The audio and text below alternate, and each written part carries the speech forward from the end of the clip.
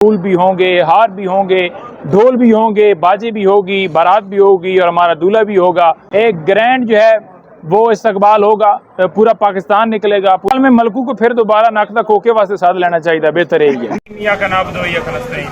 آج district court میں عدت کیس کی سماعت، اور جیسا آپ کو پتہ ہے کہ جس طرح یہ جھوٹا کیس پاکستان کی ہسٹری میں آج تک ایسا کیس نہیں بنایا گیا، اور یہ کیس بنایا گیا۔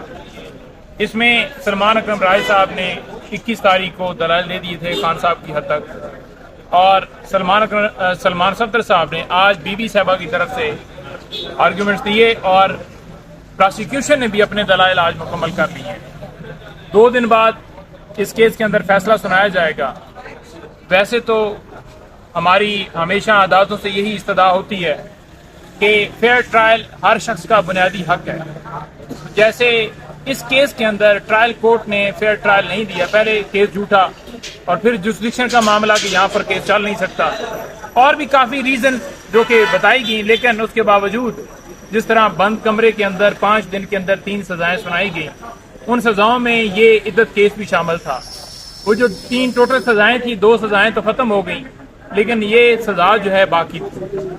لہذا عدالت میں ہم ہمیشہ یہی استدعا کرتے ہیں کہ فیئر ٹرائل جو ہے وہ دیا جائے، اور آج اگر فیصلہ سنا دیا جاتا تو کیا ہی بہتر ہوتا، کیونکہ ایک لمحہ بھی کسی کو غیر قانونی طور پر رکھنا، اس کی لبرٹی کو کرٹیل کرنا، اس کو پابند سلاسل رکھنا، تو یہ بنیادی انسانی حقوق کی خلاف ورزی ہے۔ جھوٹا کیس ہے، تمام فیکٹس عدالت کے سامنے رکھے گئے، تمام چیزیں بتائی گئیں، بتایا گیا کہ کیسے 6 سال کے بعد یہ خاور مانکا جو ہے اچانک سے اس کو اٹھایا جاتا ہے، اور پھر یہ برآمد ہو جاتا ہے عدالت کے اندر، مقدمہ جو ہے دائر کر دیتا ہے، اور اس سے پہلے مفتی سعید کو پلانٹ کیا جاتا ہے۔ اب مفتی سعید کو اس میں کیا رول ہے؟ وہ کہتے ہیں جناب کہ یہ بڑا فراڈ ہوا ہے۔ مفتی سعید کے ساتھ کہاں پر فراڈ ہوا ہے؟ جو عورت کا، جو بیوی کا، بیگم کا، بیوی کا بیان ہوتا ہے، وہ جو ہوتا ہے وہ ابتر ہوتا ہے، وہ معتبر ہوتا ہے، اور بی بی صاحبہ نے اس کے اندر بتا دیا تھا کہ 5 سے 7 مہینے ڈیوریشن جو ہے میں نے اپنی عدت جو ہے وہ پوری کی، اور یہ انٹرویو میں بھی کہہ چکے ہیں۔ آج وہ کہہ رہے تھے کہ کہاں پر ان کا بیان آیا ہے کہ انہوں نے عدت پوری کی۔ انہوں نے عدت پوری کی، عدت پوری کرنے کے بعد انہوں نے کیا۔ 27 جون کو خان صاحب کی ضمانت کنفرم ہو جاتی ہے، ان کی رہائی ممکن ہو جاتی ہے، تو کیا انتظامات کیے گئے ہیں، کس طرح ان کا استقبال کیا جائے گا؟ دیکھیں، انتظامات خان صاحب کی رہائی ہوتی ہے تو پھر انشاءاللہ تعالی ایک گرینڈ جو ہے وہ استقبال ہوگا، پورا پاکستان نکلے گا، پورا پاکستان سڑکوں پر ہوگا، پھول بھی ہوں گے، ہار بھی ہوں گے، ڈھول بھی ہوں گے، باجے بھی ہوگی، بارات بھی ہوگی اور ہمارا دولہا بھی ہوگا، اور پھر ہم بھنگڑے ڈالیں گے انشاءاللہ۔ گانے بھی گائے جائیں گے؟